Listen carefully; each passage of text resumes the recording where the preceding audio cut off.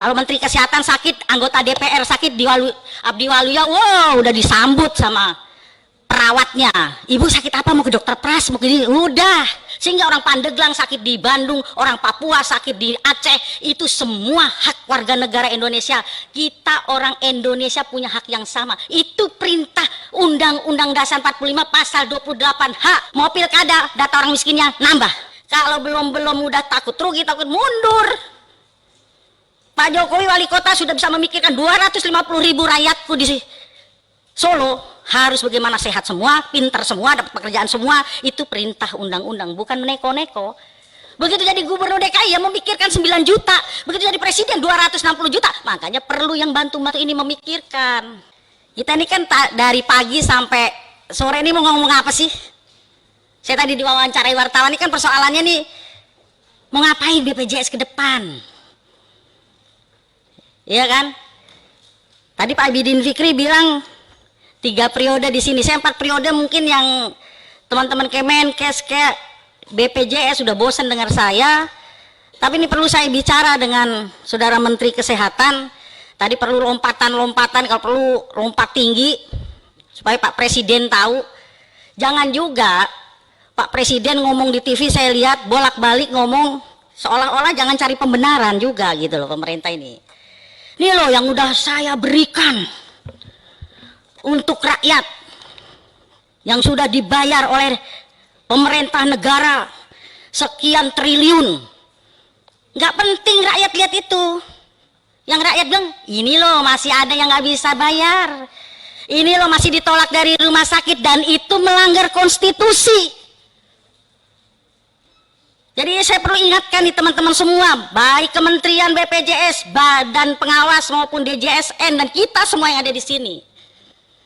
Mumpung tanda tangan kita masih laku, jangan cuma lihat diri kita sendiri. Kalau Menteri Kesehatan sakit, anggota DPR sakit, Abdi Waluya, wow, udah disambut sama perawatnya. Ibu sakit apa, mau ke dokter Pras, mau ke ini, udah. Karena kita pakai Jasindo, ya kan? Begitu Menteri Kesehatan disahkan aja, saya lihat Sekjen udah menyamperin.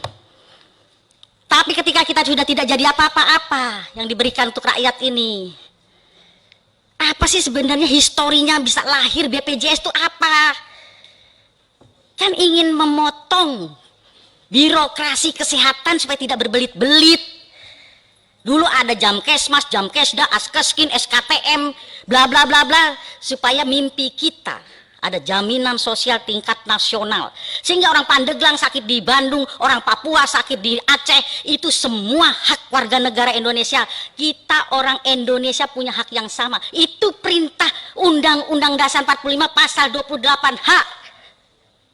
Setiap warga negara punya hak sehat yang sama. Mau Menteri Kesehatan, mau anggota DPR, tukang ojek, satpam, tukang wartawan, tadi saya bilang wartawan.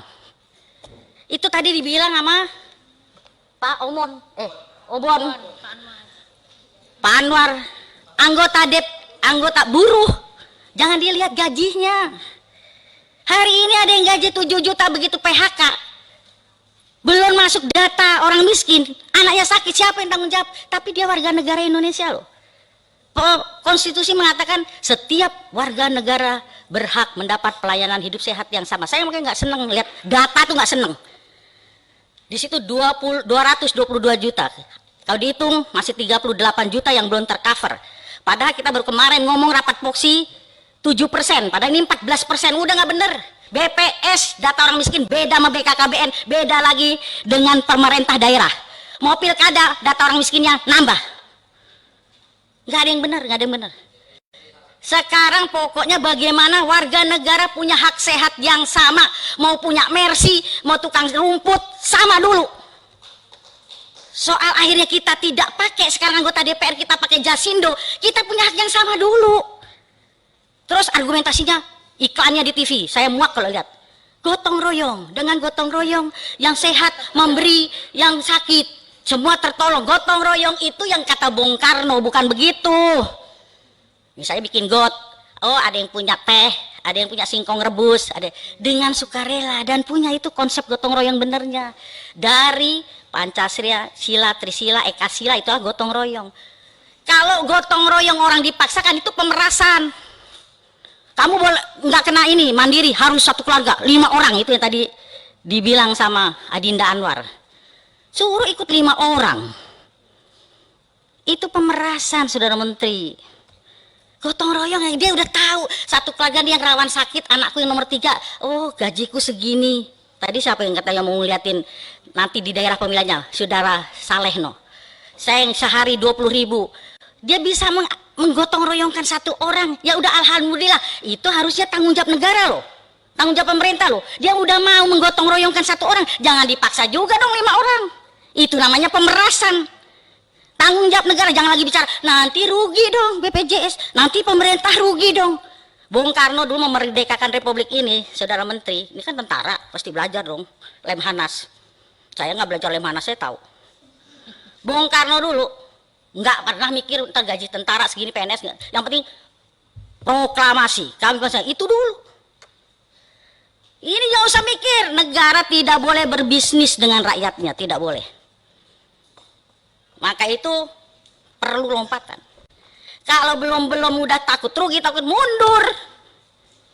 Pak Jokowi wali kota sudah bisa memikirkan 250.000 rakyatku di Solo harus bagaimana sehat semua, pintar semua, dapat pekerjaan semua. Itu perintah undang-undang, bukan neko-neko. Begitu jadi gubernur DKI ya memikirkan 9 juta, begitu jadi presiden 260 juta. Makanya perlu yang bantu-bantu ini memikirkan. Jadi bukan ini data, ini kalau itu mah udah yang satu bisa ngerampok, kalau bisa yang lain juga ngerampok, begitu. Tapi ini hak rakyat. Undang-undang kesehatan juga mengatakan di situ, tapi mana rakyat ada yang terbela? Nggak ada. Padahal udah kita cantumkan di Undang-Undang Kesehatan pasal 32. Rumah sakit menolak pasien, sanksi di pasal 190. Baru nolak saja sanksinya 2 tahun dan saya dulu nggak mau bilang atau 200 juta. Kalau karena ditolak yang tadinya dia stroke ringan begini jadi permanen gini apa mati 10 tahun dan 1 miliar, tapi nggak pernah ada pasien dipenjarakan dapat itu si dokter atau perawat atau apa, tapi selalu pasien yang jadi kalah. Padahal kita udah cantumkan kedaulatan pasien di pasal itu, nggak pernah disosialisasikan karena teman sejawat itu ikatannya terlalu tinggi. Saya pernah dibully sama ID, disomasi, bukan dokter Terawan aja. Karena statement saya yang menyakitkan, saya bilang dokter lebih jahat daripada polisi. Polisi nilang orang sehat, dokter nilang orang sakit. Saya langsung dibilang, dokter Ipka Cipaning keluar dari ID. Saya dulu masih Jainal ketua ID-nya. Saya bilang, Jainal yang milih gue bukan lu, yang milih gue rakyat Sukabumi. Saya statement gitu, saya bilang sama anak saya yang dokter, kalau kamu mau jadi dokter jangan jadi pedagang, kalau jadi pedagang tidak bisa jadi dokter. Nggak boleh dua-dua itu dijadukan. Tapi sekarang dokter-dokter jadi pedagang repot. Yang tidak harus USG. Jadi perlu revolusi mental dulu itu. Kalau kita dulu kan ilmu dari dosen kita, kepintaran dari Tuhan kita terapkan. Sakit apa Bu? Panas, berapa hari? 4 hari. Coba lidahnya, observasi typhoid. Ibu di rumah diet lunak. Enggak kalau sekarang, dokter sekarang. Padahal udah tahu observasi typhoid. Tapi dia bilang gini, oh lab ya, 15% dari labnya. Iya kan? Dan salahnya lagi, ini kok labnya ragu ya? Ulang Bu, kan bukan salah pasiennya. Double 15%. Itu alat terpakai, konsul dokternya dapat, ya kan? Itulah kapitalisme masuk di bidang kesehatan. Yang tadinya kesehatan itu orientasi sosial, karena pengaruh kapitalisme bergeser menjadi komersial. Ini tanggung jawab kita bersama. Kalau cuma ngomong masalah defisit ini data nggak selesai. Biar orang kaya juga punya hak yang sama, benar. Tapi persoalan negara baru bisa mengasuransikan kelas 3. Ya lu kalau mau itu mimpi kita ke depan mudah-mudahan nanti bisa di kelas 1 kayak Kuba gitu. Jadi dari Fidel Castro sampai rakyat sama. Begitu.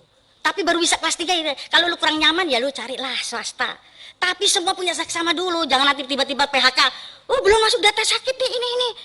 Ini karena bukan tim suksesnya nggak masuk ini. Yang penting itu. Dan pemerintah harus bisa semua kelas 3. Tadi Anwar betul itu. Swasta maupun ada undang-undangnya. Kan ada undang-undang rumah sakit. Bahwa rumah sakit swasta harus 25% atau 20% untuk kelas 3. Artinya gini, lu boleh dong bisnis di negara ini. Tapi punya juga kontribusi lu untuk negara. 20%, 25% harus kelas 3. Kelas 3 itu untuk KIS. Ini jangan Jokowi bagi KIS-KIS ya nggak laku di rumah sakit. Itu kan sama nyoreng mukanya Pak Presiden. Bagi KIS, tahu-tahu KIS di rumah sakit, Bu, kelas 3 penuh, Bu, adanya kelas 1. Kenapa kelas 1-nya kosong? Supaya bayar dulu. Namanya rakyat. Biarin deh suster anak saya di kelas 1, udah KIS-nya dikantongin, nggak laku kan? Dia telepon temennya, utang dong anak saya dirawat di kelas 1. Untuk apa KIS? Ini PR kita. Tanggung jawab. Itu dewasnya gimana? Ini harus kita awasi dan ini kebobolan di mana-mana pasti terjadi lah. Karena revolusi mental buat kita semua, dokternya kayak perawatnya kayak orang rumah sakitnya kayak BPJS ya semua salah. Udah. Saya itu pernah berhayal mau mimpi mau tidur itu. Mimpi saya ke depan itu bagaimana ya suatu saat tidak boleh satu orang pun yang tertolak dari rumah sakit. Karena Undang-Undang Dasar 45 pasal 34 mengatakan negara berkewajiban menyediakan fasilitas kesehatan untuk semua rakyat. Artinya tidak boleh satupun yang tidak terlayani. Kalau masih ada orang yang tidak bisa mengakses kesehatan, artinya kita masih gagal semua ini. Jangan dianggap kita berhasil. Menteri Kesehatannya kayak, DPR-nya kayak, ketua komisinya kayak, semua gagal. Jangan bilang hebat, enggak. Sama semuanya, jangan tepak dada. Masih ada di sekitar kita yang nangis. Bayi tidak bisa pulang di Bekasi karena ditahan rumah sakit. Bayangin, soal itu Pak punya KIS nggak apa-apa kan dia nggak pakai. Pasti dia pakai dong Jasindo, makanya udah nggak usah data. Jadi usul konkret saya, sudah Menteri Kesehatan, usul pada Pak Jokowi, kan sama-sama UGM. Belum ada presiden dari UKI.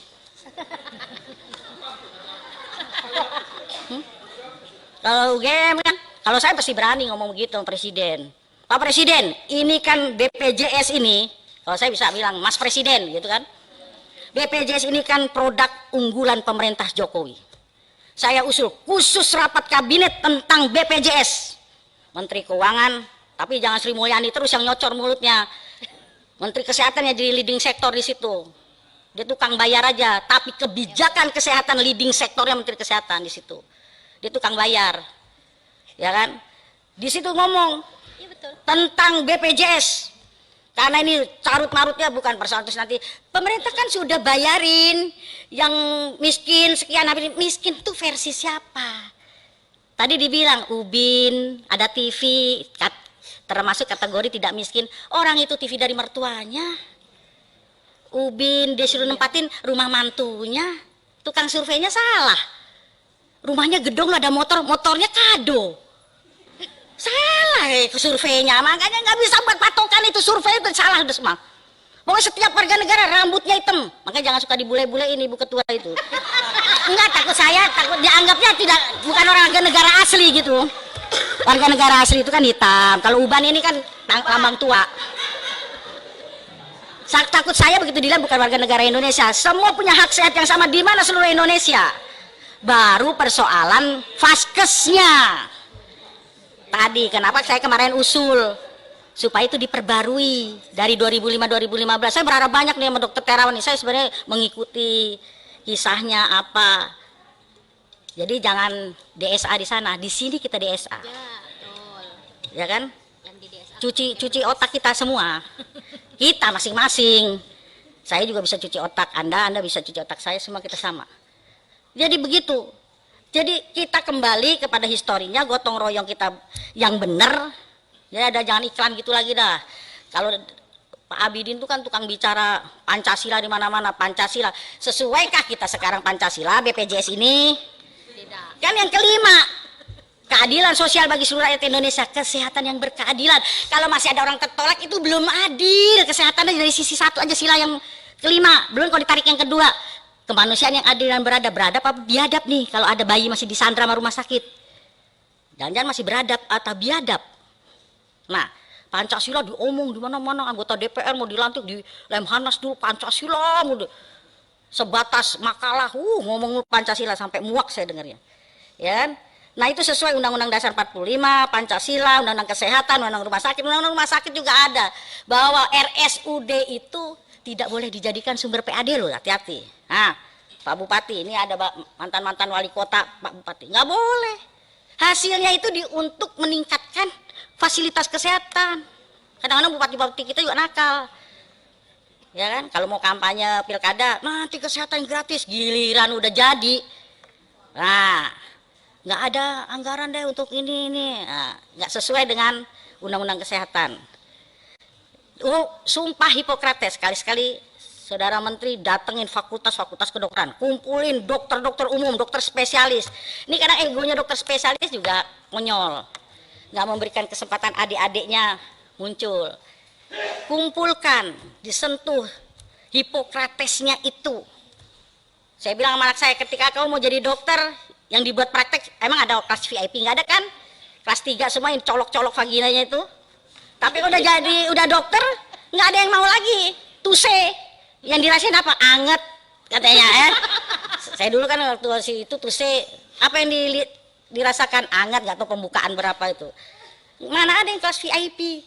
Tapi giliran udah dokter, datengin BPJS kelas 3, sakit apa Bu?